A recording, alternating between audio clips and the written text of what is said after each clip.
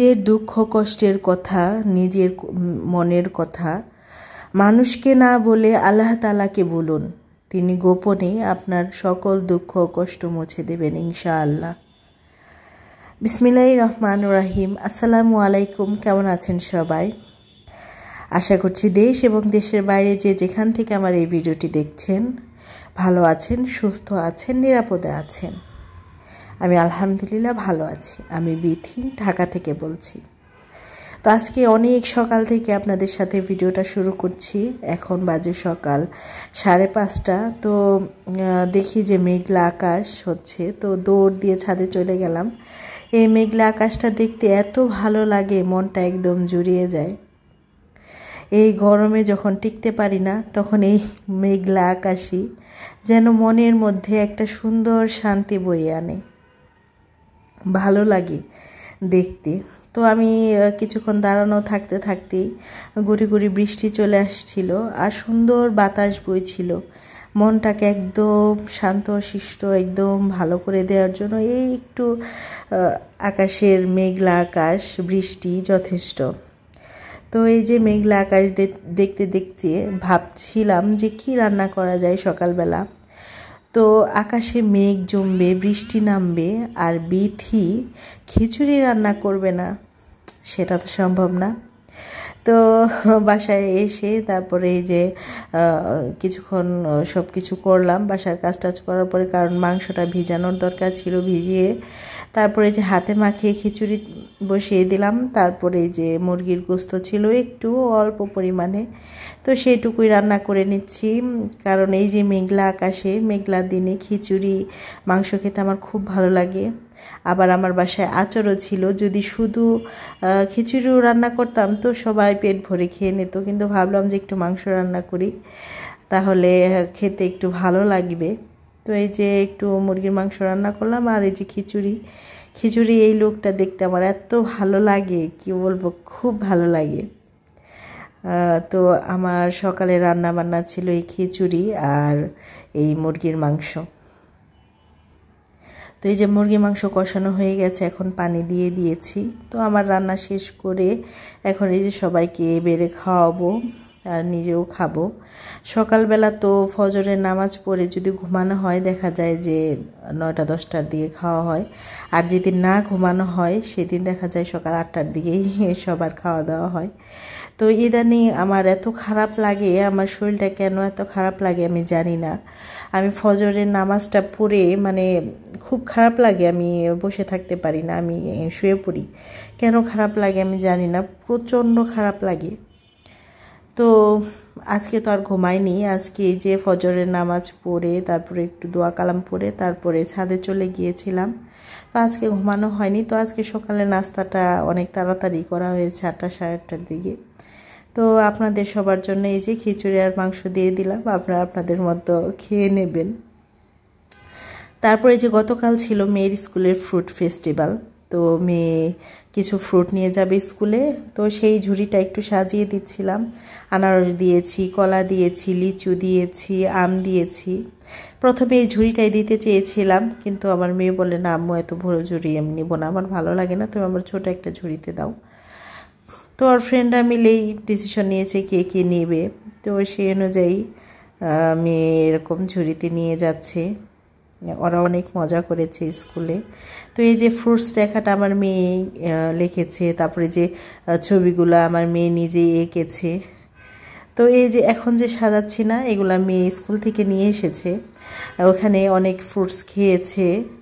আর মিসরা পরে যাওয়া মানে স্কুল থেকে আসার সময় বলছে তোমাদের ইচ্ছা মতো খাও আর নিয়ে যাও, সমস্যা নেই। তো আমার মেয়ে অনেক ফ্রুটস নিয়েও এসেছে, 2টা মালটা নিয়ে এসেছে, 4টা আপেল নিয়ে আসছে, 3-4টা আম নিয়ে আসছে, তারপরে যে গাব নিয়ে আসছিল, লিচু নিয়ে আসছিল। তো আনারসও নিয়ে আসছে, তবে আমি যে আনারসটা দিছি ওই আনারসটা নাকি মিসরা খেয়েছে, মিসদের অনেক ভালো লেগেছে, আমারও শুনে খুব ভালো লাগলো। আর মেয়ে এইগুলা নিয়ে এসে মেয়ের এত যে খুশি, সেই খুশি আর ধরাইকে নানুকে ফোন দিয়ে বলছে আর আমাদের গল্প করছে যে আম্মু দেখো আমি কত ফ্রুটস নিয়ে এসেছি। আমার ফ্রেন্ডরা সবাই নিয়েছে। মিস যখন বলছে যে তোমরা তোমাদের মতো নিয়ে যাও, কই সবাই কারাকারি করে নিয়ে গেছি আমরা, মানে এত মজা লাগছে কারাকারি করে নিতে। তো আমি যে আমটা দেখাচ্ছিলাম, এই আমটা গাছ আমাদের বাড়িতে আছে, কিন্তু ভালো মতো হয় না। তো এই যে গাবটা আমি কখনো খাইনি, তো আম্মু আমাকে বলতেছিল আম্মু গাব খাইতে কেমন লাগে, আমি তো জানি না, সেই জন্য নিয়ে আসছি, যদিও পরে আর খাইনি। তো এখন আসলাম রাতে রান্না বান্না করব, রাতে রান্না করব নিরামিষ। সেই জন্য এই যে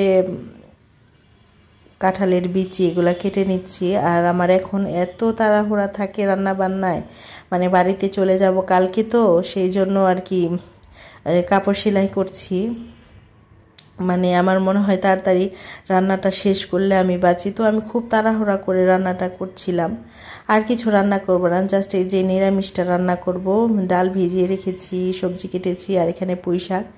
নিরামিষটা খেতে অনেক দারুণ হয়েছিল আলহামদুলিল্লাহ। তো আমি যেভাবে নিরামিষটা রান্না করি সেটা আপনাদের সাথে শেয়ার করব। তো আমি একটু কিপটা মানুষ, তো পেঁয়াজ কাঁচামরিচ একটু কমই দিই। তো পেঁয়াজ দিয়েছি, কাঁচামরিচ দিয়েছি। এখন তেলের মধ্যে সুন্দর করে এগুলাকে ভাজা ভাজা করে নেব। তারপর আমি যে কেটে রাখা সবজিগুলা দিব। আমি প্রথমেই কোনো পানি ইউজ করব না, এই সবজিটা যেরকম ভাজে ওরকম আর কি ডাল দিয়ে সুন্দর করে ভেজে নেব। তো এখনও আমার ভিডিওতে কে কে আছেন আমি তো জানি না। তো আজকে সেই পুরনো কথাটা তো শুরুতে বলিনি, তো এখন বলে নিচ্ছি যে আমার ভিডিও যদি কোনো অংশ আপনাদের একটু হলেও ভালো লেগে থাকে তাহলে প্লিজ একটা লাইক দিয়ে দিবেন। আপনাদের একটা লাইক আমার জন্য অনেক অনেক গুরুত্বপূর্ণ, অনেক বেশি গুরুত্বপূর্ণ। তো আপনাদের লাইক এতটা গুরুত্বপূর্ণ যে আমার এই ভিডিওটা আরও আপনাদের মতো সুন্দর অনেক দর্শকের কাছে পৌঁছায়। তো গতকাল একটা জিনিস দেখে আমার খুব খারাপ লাগছে, তো একটা কথা বলে নিই। এখন এই যে একটু ভাজা ভাজা হওয়ার পরে আদা গুঁড়ো মশলা দিব, হলুদ মরিচ ধনিয়া লবণ এগুলো দিয়ে ভালোভাবে কষিয়ে পানি দিয়ে দেব। তো আমি যখন অ্যানালাইটিক্সে গেলাম তখন দেখি কি আমার সাবস্ক্রাইব যারা করেছেন তারা দেখেছেন আমার ভিডিও 59% না কি 58%, আর বাকিগুলা যারা আমাকে সাবস্ক্রাইব করে নেয় তারা দেখেছেন। দেখা যায় যে অর্ধেকই আমার সাবস্ক্রাইব যারা করেছে তারা দেখে না, মানে ফুল দেখে না। তো যারা আনসাবস্ক্রাইব মানে করেনি তারাই আমার ভিডিও বেশি দেখে। তো আমি তো সবাইকে ফুল সাপোর্ট দিই, তো আমি জানি না আমার কোথায় ভুল আছে, কেউ আমাকে সাপোর্ট করছে না কেন। তো যারা যারা আমাকে সাপোর্ট করছেন তাদের জন্য মন থেকে দোয়া ভালোবাসা। আর যেসব দর্শকরা আমাকে সাবস্ক্রাইব করেনি তবু নিয়মিত আমার ভিডিও দেখে যাচ্ছেন তাদেরকে জানাই আমার মন থেকে অনেক অনেক দোয়া ভালোবাসা। আর সেই সব আপুরা যদি আমার ভিডিওটা একটু হলেও ভালো লেগে থাকে তাহলে প্লিজ সাবস্ক্রাইব করে আমার পাশে থেকে যাবেন আমার বন্ধু হয়ে, যদি আমার ভিডিওগুলো আমার কথাগুলো আপনার একটু হলেও ভালো লাগে। তো এই যে ভালো করে কষিয়ে আমি কষিয়ে নেব, ভালো করে কষিয়ে তারপর আমি পানি দিয়ে দেব। তো নিরামিষ রান্নাটা কেমন হলো অবশ্যই অবশ্যই জানাবেন। আর এই নিরামিষ শুধু আমি রাত্রেই না, পরের দিন সকালবেলাও রুটি বানিয়ে খেয়েছি, কারণ এতগুলো নিরামিষ তো একবেলায় খাওয়া সম্ভব না, একটু বেশি রান্না করে ফেলেছি। আসলে সবজি একটু একটু করে দিলেও অনেক হয়ে যায়। তো এই পর্যায়ে আমি পুঁই শাকগুলো দিয়ে দিলাম, যে আমি বলক আসার পরেই দিতাম, কিন্তু এখন আমার একটু তাড়াহুড়া, আমি সেলাই কাজ করছি আর রান্না করছি আবার ভিডিও করছি। তো এই যে এখন বাগার দিয়ে দেব, এর জন্য রসুন আর পেঁয়াজ ছেঁচে নিলাম। তো এই যে মেয়ে একটু ভিডিও করতেছিল, মেয়েটা মানে পেঁয়াজ রসুন দেওয়ার পরে একটু ছিটা আসছে, ভয় পেয়ে গেছে। আর আমি এই পাতিলেই বাগার দিয়ে দিব, এই পাতিলেই একদম ঢেলে দিব নিরামিষটা। তো আজকের ব্লগটা আমার কেমন হলো অবশ্যই জানাবেন। আর আমি ফোড়নে আস্ত জিরা ব্যবহার করি। তো এই যে আমার নিরামিষ রান্না ডান, কেমন হলো সবাই জানাবেন। তা আজকের ব্লগটা এই পর্যন্তই। আমার আজকের ব্লগ যদি ভালো লেগে থাকে তো আমার পাশে থেকে যেতে পারেন, লাইক কমেন্ট শেয়ার করতে পারেন।